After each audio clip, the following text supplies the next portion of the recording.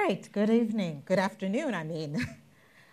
I'd just like to start by asking all of you to think about these big moments in business history. Netflix redefines the way people rent movies. Blockbuster is out of business.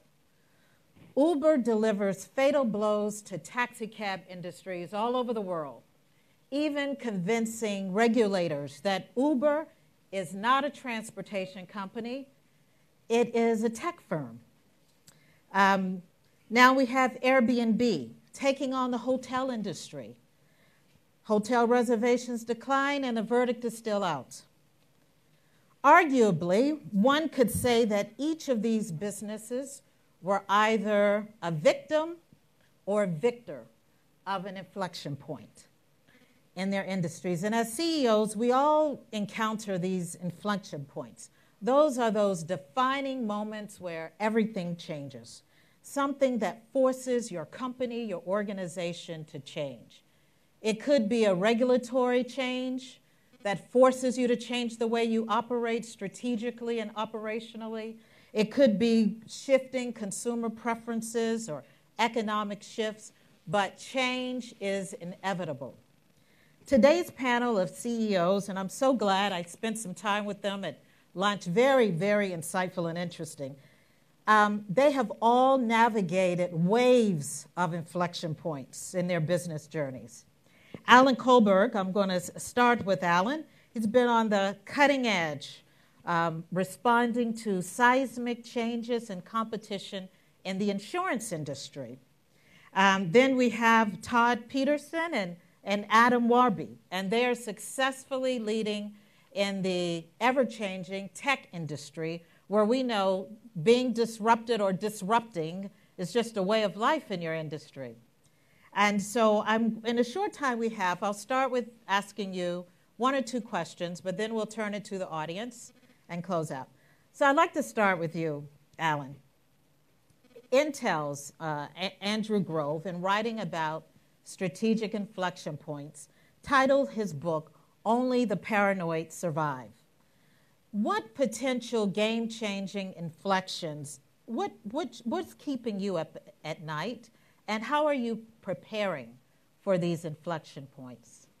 So, Rosa, I appreciate the question. When you started it with Intel, I was thinking about today's news from Intel, but fortunately she didn't go there. It's a different topic for me. Yeah, right. The things that we're focused on as Assurant, what we do is we partner with the world's leading companies as they sell devices, products to consumers. And so really a couple things are changing in that world. Where consumers buy products, so think of a car or a house or a cell phone, that's been changing over the last decade with digital. But if you think to the future, it's going to change far more rapidly. So for example, Ford is heavily working on a connected car.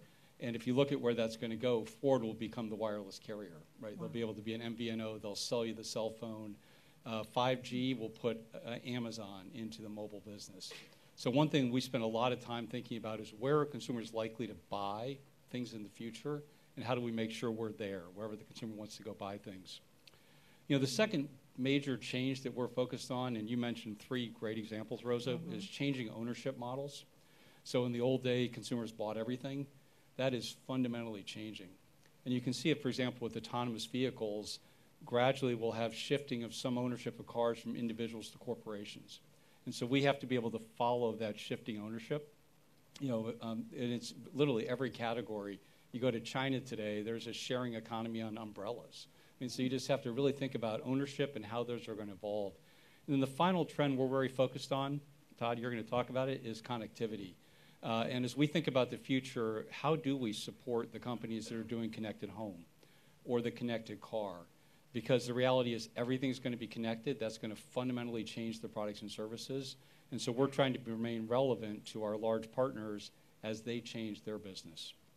But Rosa, that's what I lose sleep about and also excited about. They're all great opportunities as well. You're losing sleep and you're excited at the same time. That's what's driving business. Todd, you founded a company that was named one of the 50 most innovative companies in the world.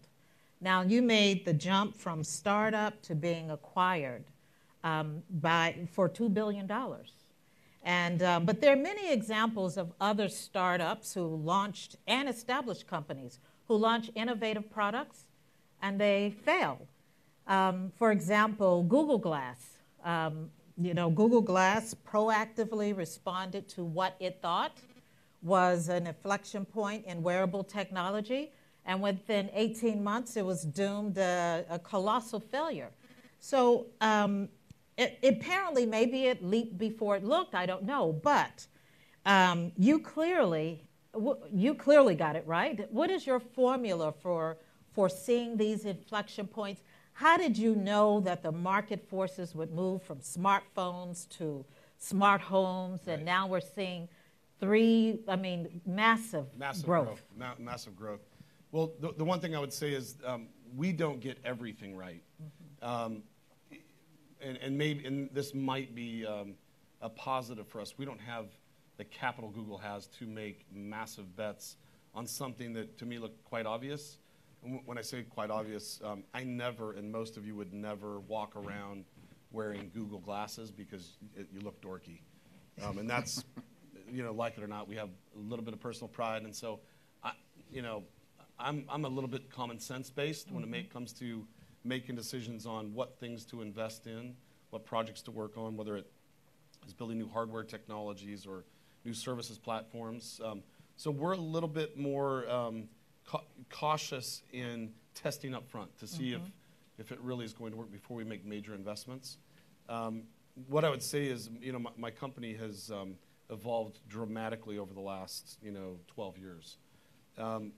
Part of that is, as a CEO, as a founder of a company, or even working inside of a company, it's understanding the capabilities of what you do and the team you have, the market you're serving. We happen to be consumer facing, and I try not to get to a point where market conditions force me to innovate.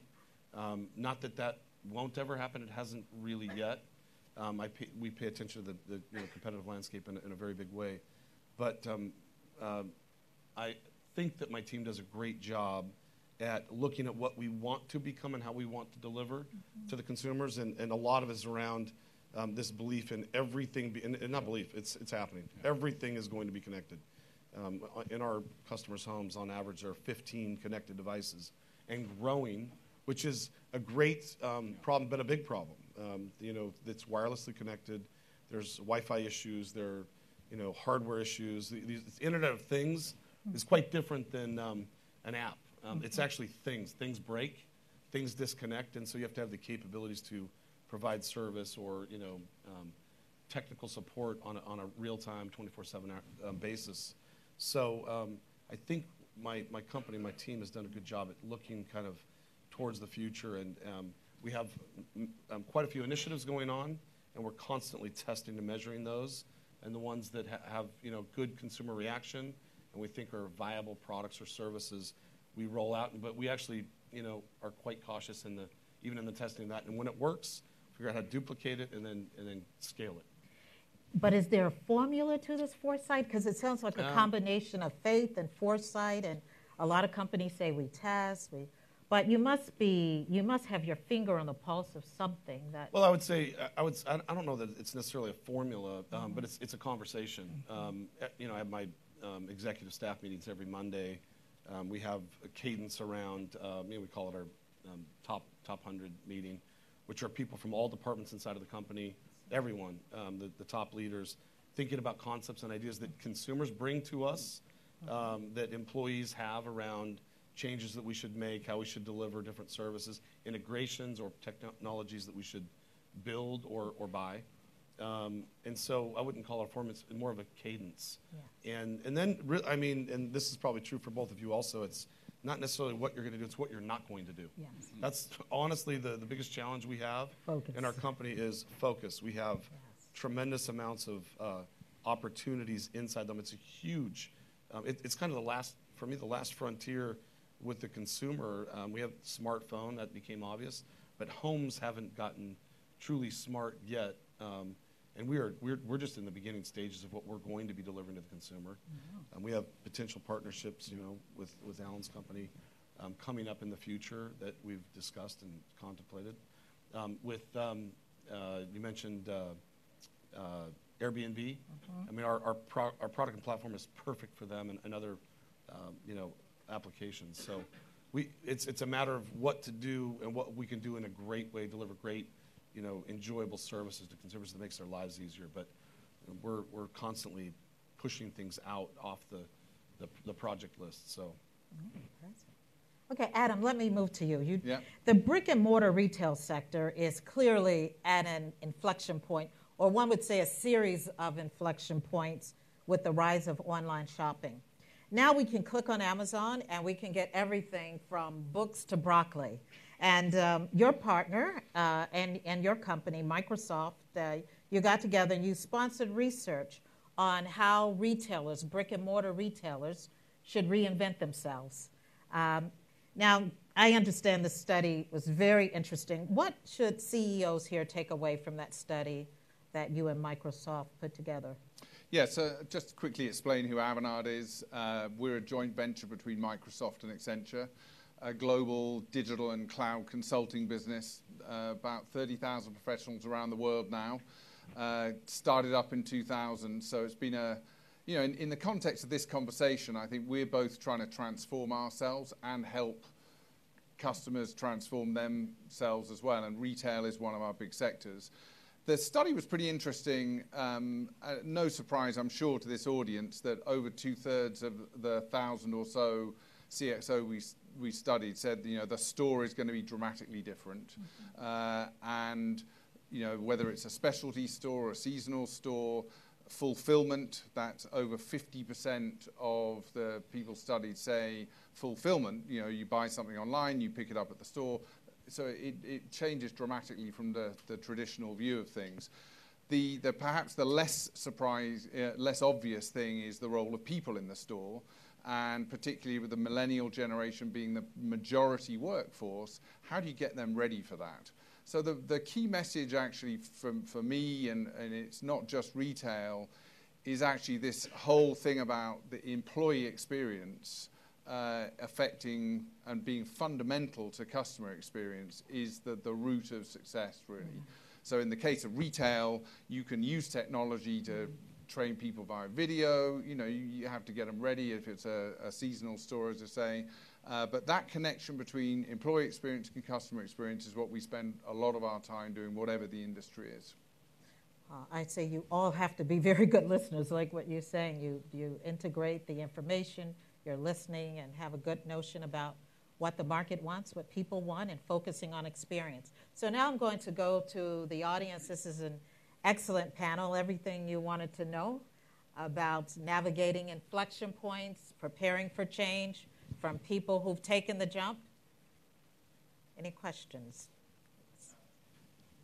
Can you just state your name and your company, please, and stand? Alex Moza at Apico. Building on what you were just talking about, Adam, with the retail study, did you look at all at what Walmart has done with marketplaces and Jet and Flipkart recently? Not specifically at that trend. I mean, the big thing we did talk about was AI, because that's an obvious thing around what would be the impact of AI on the buying experience.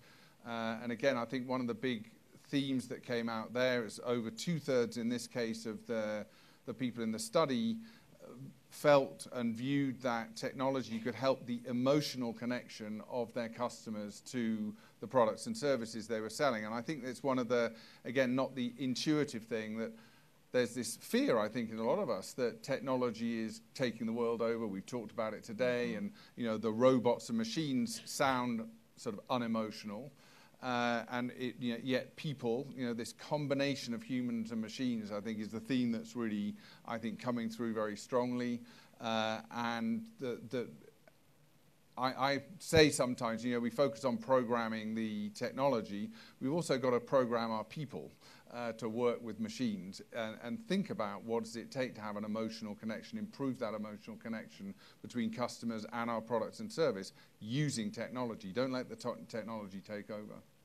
Yeah, Rosa, maybe I can add one thought, not specifically on Walmart and what they're doing, but broadly what companies should be doing, or at least how we try to think about it. which is you got to be really careful you don't define yourself by your current product. So if I was to say I was an insurance company, that is a long-term, probably losing business to be in because the world is changing so fast. So we really tried hard to think about what do we really do, and I would encourage every company to think about that. What we really do is we partner with the world's leading companies to give them better economics from every consumer transaction, and we smooth out the cash flow risk for the average consumer who can't afford a big payment. And so if you think about your world that way, you have completely different set of businesses. But if I said I'm doing auto insurance, that's a scary world. That's interesting you say that. That we think about our company exactly the same way, which is the way people view what we're doing, which is smart home, a services platform inside of the home. It's not just controlling lights and thermostat.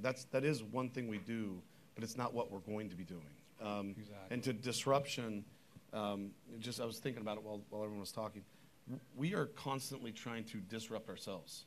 And it's not to do it, it's because thinking about the consumer first or your customer first, whether that be enterprise or consumer or whatever, it always comes down to what do they need and how will they like it delivered to them, in what form or fashion, and at what price point works for them in a long-term sustainable way. And so it's interesting you say that. Even in a consumer-facing business like ours, we hope to not look anything like we look now in 5 years. So you're disrupting yourselves before disrupting others. Yeah, Okay. I guess that's going to happen anyway. That used to be a pejorative thing, but now it's a good thing in business. Is there another bold person with the question? Okay. Hi, my name is Victoria Socia, and I have a quick question from the panel on your approach to blockchain technology and potential implications on what you're doing, and if you're looking on implementing that technology in your fields. Adam, you want to start? Yeah, I mean, I put it in early incubation for us. I mean, Microsoft has a blockchain service on Azure. We've done 2 sort of good pilots so far, one in financial services and one in the logistics world. I think it is really early for blockchain. There are still a lot of questions around scalability and how it's going to get applied. The applications. I think the general point here is that it's the same with AI and smart advisors, robotics. You have to start with the idea of what are you applying this technology to. I'm an engineer by background. I'm most interested in the application of technology. So blockchain in its own right and a trusted distributed network is interesting technology, but you've got to get the unique application. And obviously cryptocurrencies is the big thing of the day. We'll see where that all lands up. So I'd say still very early days. Yeah, let me add to what Adam said. I agree completely with the idea. You have to have a specific use case. But we've found one so far. So we do some life insurance. And it's a horrible experience for the consumer because your loved one has just died. You have to get all this paperwork together. You have to go through this horrible claim process. It takes forever. With blockchain, we can pay the claim the second the death certificate shows up in a public records database. We don't have to get anything from the consumer. But you have to find that specific use case. Otherwise, you can waste a lot of time and effort. Yeah, and for us, early stage, and we think the same way, and people ask all the time. It's got to be applicable to something that we're delivering as a service, and as of yet, not in my business. So. Well, one thing I'll say that I've noticed about all of these pioneers who are just mastering these inflection points and mastering change is that there's a quality about challenging conventional wisdom. And I can say that about my own business. I launched my business, the Whitaker Group, 15 years ago when conventional wisdom said that it had convinced many global investors that Africa was a mendicant continent, really just a place for foreign aid-driven economies. And I was among those who challenged that orthodoxy, and I created a company whose sole purpose is to drive investment into Africa and build projects. And we've been doing that, and now instead of just advising investors, we are also investing. And today, Africa is delivering some of the highest returns on investment and African businesses and consumers are spending $5.6 trillion. And this was just something that would have been unheard of decades ago. And so, you know, we've taken that jump and we've challenged that orthodoxy. So I just want, in just the few seconds we have left, I want to ask you the last question. In one sentence, what do you see as the next big thing in your industry? Well, I mean, for us, it is artificial intelligence in smart home, without question, and delivering services through, that's data-driven, but it's correct data, not just mass amounts of data. I'd probably say disintermediation of insurance. You already see it in reinsurance with alternative capital. I think you're going to have crowdfunding as a legitimate insurance alternative at some point.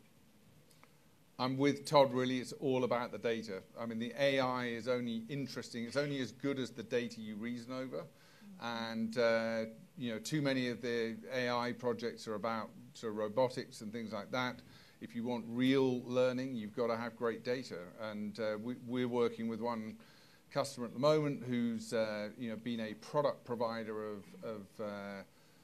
to the food and beverage industry in products that basically, they're hygiene products, and they flip their whole model around to provide a service by understanding, instead of just turning up with a pallet of chlorine or whatever to clean things, they know when, based on the pattern of usage of their product, to replenish. Simple idea, but flipping from products to services based on data. Well, I wish we had more time, but I want to thank the panelists and thank the audience. I think this has been quite an insightful discussion, and I just want to leave you with a thought. As you call your Uber to take you back to your Airbnb rental, where you click on Netflix to watch your favorite series, remember that each of these concepts, now multi-billion-dollar businesses, are the result of forward-thinking innovators who foresaw opportunities, and they took the jump, like you all. Thank you so much, and thank all of you. Thank you, Rosa.